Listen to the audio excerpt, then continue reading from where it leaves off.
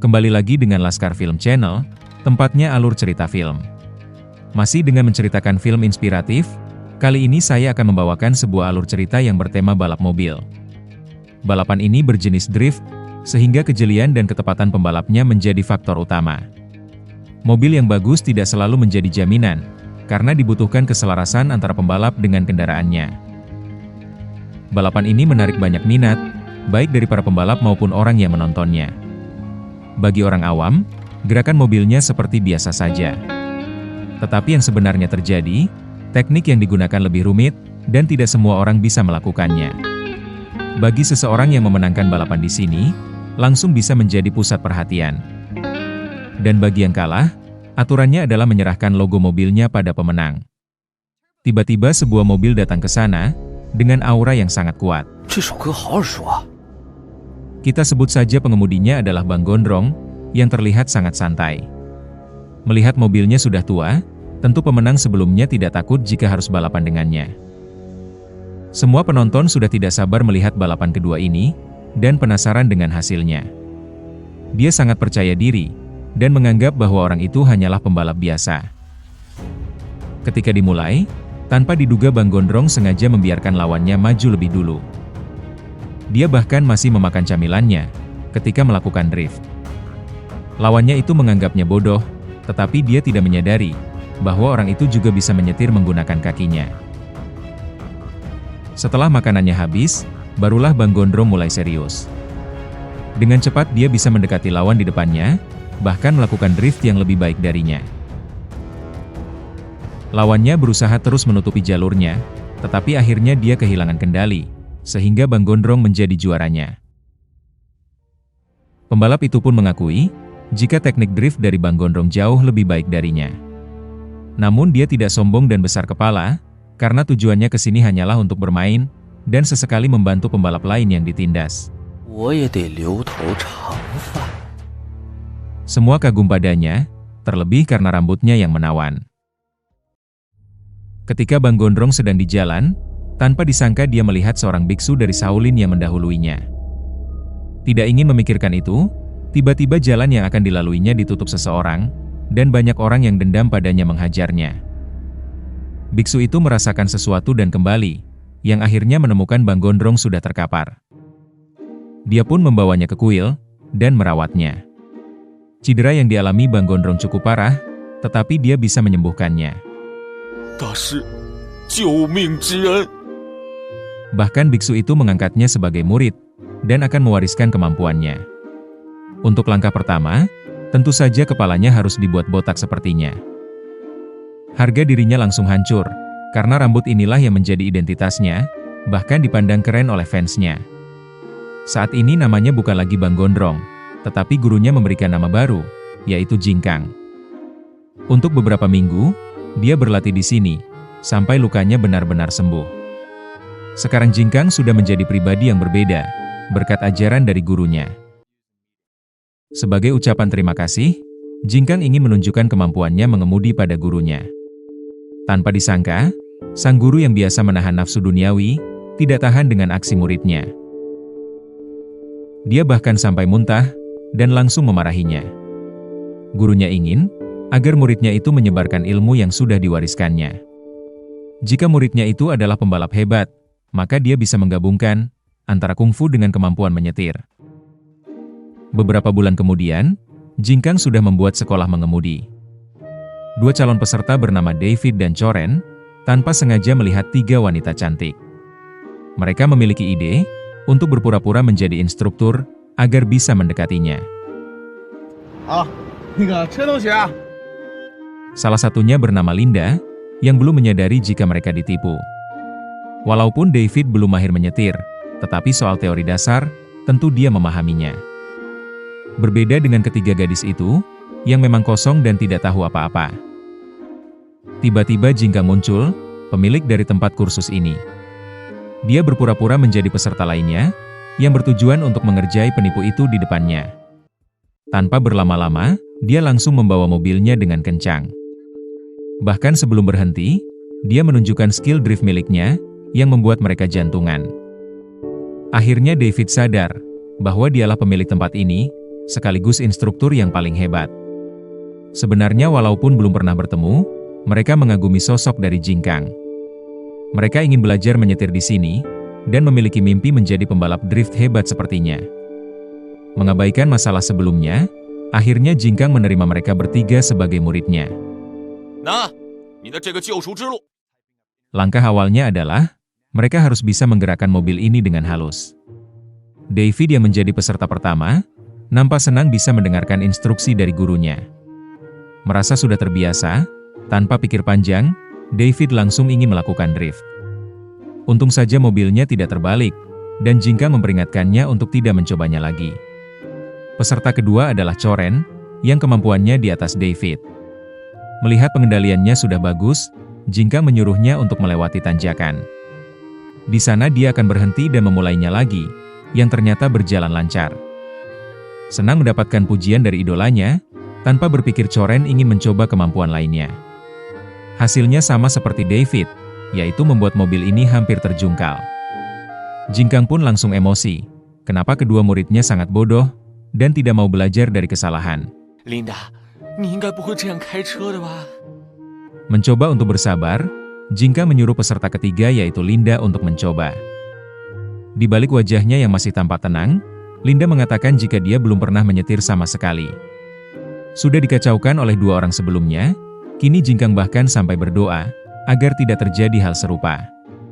Entah disebut beruntung atau tidak, Linda bahkan tidak bisa menjalankan mobil ini, walaupun sudah dicoba berkali-kali. Karena semua sudah mendapatkan giliran, kini saatnya bagi Jin Kang memberikan contohnya. Mereka harus merasakan tekanan dari pedal gasnya, untuk membuat mobil ini bergerak dengan halus. Biarkan mobil ini berbelok mengikuti jalan, seperti air yang mengalir. Karena faktor utama bagi seorang pengemudi adalah, membuat penumpangnya merasa nyaman. Yang tadi dilakukan David dan Choren malah sebaliknya, dan tidak mengikuti buku panduan yang sudah dibuatnya. Buku itu berisi metode miliknya, yang menggabungkan kungfu dengan prinsip mengemudi. Oleh karena itu, pelatihan dari mereka bertiga akan dimulai dari dasarnya. Tidak perlu terburu-buru, karena jika pondasinya kokoh, untuk belajar di tahap berikutnya akan lebih mudah. Namun yang namanya David dan Choren memang mata keranjang. Melihat pose dari Linda yang ambigu, imajinasinya langsung menjadi liar. Banyak sekali bagian dari kungfu, yang coba mereka lakukan. Seperti memutar air di dalam baskom, yang tujuannya adalah membiasakan diri ketika memutar kemudi. Keseimbangan dari kaki juga sangat penting, karena bisa saja kita akan mengemudi dalam waktu lama. Mereka bahkan menjalankan pelatihannya sampai malam, terutama untuk membiasakan membuka pintu mobilnya. Esok harinya mereka menjalankan menu yang berbeda, yang kali ini bertujuan untuk melatih fisiknya. Walaupun jadwalnya sangat padat, mereka tidak pernah mengeluh. Terkadang Jin Kang juga bercanda dengan mereka semua, untuk mencairkan suasana. Bahkan berkat pelatihan itu, hubungan dari ketiga muridnya juga semakin dekat. Setelah tahap dasar sudah mereka kuasai, kini mereka bertiga mempraktekannya langsung menggunakan mobil. Berbeda dengan dulu, kini pergerakan dari semuanya sudah semakin halus. Semua latihan dari Jin Kang sangat efektif, dan mereka bertiga dinyatakan lulus di tahap ini. Latihan berikutnya adalah kecepatan, namun tidak di sini, karena Jin Kang sudah menyiapkannya di tempat lain. Hari berikutnya mereka pergi ke tempat go-kart, di mana mereka akan berlatih mengebut. David dan Choren sudah menunggu hal ini, karena mereka akan menunjukkan pada gurunya, siapa yang paling cepat di sini. Semua sudah ada di dalam lintasan, dan berniat menjadi yang tercepat. Nampak ada orang lain yang juga bergabung, karena jumlahnya masih tersedia. Mereka langsung memulainya, dan semakin menambah kecepatannya. Jalur yang dipilih orang paling depan sudah benar, jadi sangat sulit untuk menyalipnya. Karena satu tim terdiri dari dua orang, di lap selanjutnya mereka saling bergantian. David yang sangat bersemangat, tentu sudah menunggu momen ini. Dengan manuvernya, dia bahkan bisa menyalip orang asing yang sebelumnya ikut balapan. Namun orang itu tidak membiarkannya begitu saja, sehingga menabrak David dari belakang, sampai tergelincir. Orang itu bernama Wang Hui, yang akhirnya menjadi pemenangnya. David masih tidak terima dengan perlakuan dari Wang Hui yang menabraknya. Keributan semakin besar, sehingga teman-teman dari Wang Hui langsung mengerubuninya. Untungnya Jin Kang dengan cepat datang untuk mendinginkan suasana.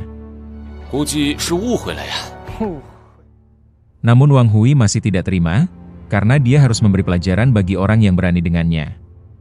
Melihat Jin Kang terus melindungi muridnya, dia ingin menyelesaikannya dengan cara balapan.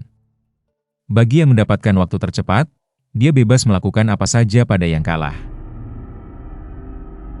Dan tanpa disangka, ternyata Wang Hui adalah seorang pembalap dari salah satu tim besar di kota ini. Sebagai penantang, dia akan melakukannya lebih dulu. Lintasan go-kart sebelumnya, mereka pakai untuk duel kecepatan ini. Wang Hui sangat percaya diri, karena tidak banyak orang yang bisa mengalahkannya. Namun dia tidak menyadari, jika saat ini dia salah memilih lawan. Dan akhirnya, tibalah saatnya bagi Jin Kang untuk menunjukkan kemampuannya. Tidak membutuhkan waktu lama, dia sudah bisa beradaptasi dengan mobil milik Wang Hui. Bahkan dia langsung mengeluarkan kemampuannya, yaitu teknik drift sempurna.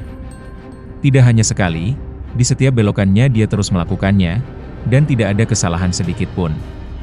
Wang Hui langsung sadar, lawannya ini bukanlah seorang amatiran, bahkan kemampuannya jauh lebih tinggi darinya.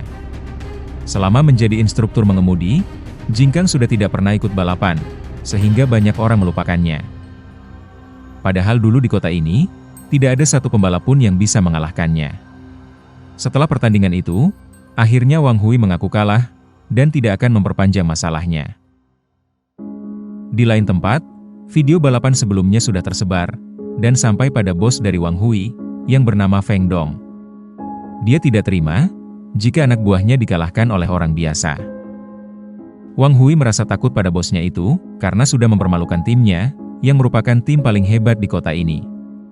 Dia langsung menceritakan seluruh kejadiannya, dan tidak menyangka, bahwa masih ada pembalap hebat lain yang bersembunyi di kota ini. Beruntung mereka sudah mengetahui tempatnya bekerja, sehingga bosnya itu bisa membuat perhitungan. Paginya dia langsung ke sana, bersama dengan seluruh anggotanya. Feng Dong sudah tidak sabar untuk menantang orang itu dalam balapan. Mendengar keributan itu, seluruh karyawan di sana langsung keluar. Tentu mereka tidak terima, ada gerombolan yang ingin membuat keributan di tempat ini. Situasi semakin memanas, terlebih ketika Feng Dong muncul, dan langsung ingin menantang pembalap terbaik di sini. Mendengar suara ribut itu, akhirnya Jin Kang menunjukkan diri. Dia menjelaskan, jika masalah sebelumnya hanyalah kesalahpahaman, dan sudah diselesaikan lewat balapan. Namun Feng Dong tidak terima, karena gara-gara video kekalahan anggotanya itu, reputasi dari timnya menjadi hancur. Dia ingin menantang Jin Kang dalam balapan, untuk memperbaikinya. Agar adil, jika dia kalah, dia bersedia bekerja di sini, untuk menjadi guru mengemudi. Sebenarnya Jin Kang ingin menolak, tetapi karena muridnya juga disandra, akhirnya dia menerimanya. Karena semua sudah membawa mobilnya masing-masing, maka balapan bisa dilakukan bersama. Feng Dong sangat percaya diri, dia yang merupakan pembalap paling hebat di kota ini, tentu bisa mengalahkannya. Apalagi mobil yang digunakan lawannya sudah tua, sehingga tidak mungkin untuk bisa menyalipnya. Namun bagi Jin Kang, dahulu semua lawannya juga berpikiran hal yang sama. Hasilnya mereka kalah telak, dan mungkin juga kejadian kali ini akan serupa.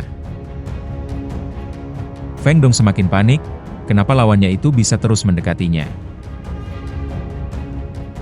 Bahkan dari sudut dalam dia berhasil menyalipnya, yang tentu langsung dibalasnya kembali. Untuk tantangan terakhir adalah jalur melingkar, yang membutuhkan teknik drift tingkat tinggi, jika ingin melaluinya.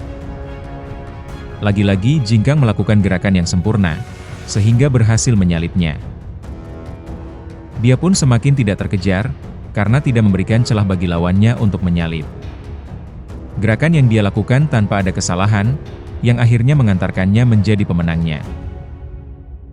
Semua muridnya langsung bersorak, akhirnya mereka bisa melihat kemampuan dari Raja Drift, yang pernah menaklukkan kota ini.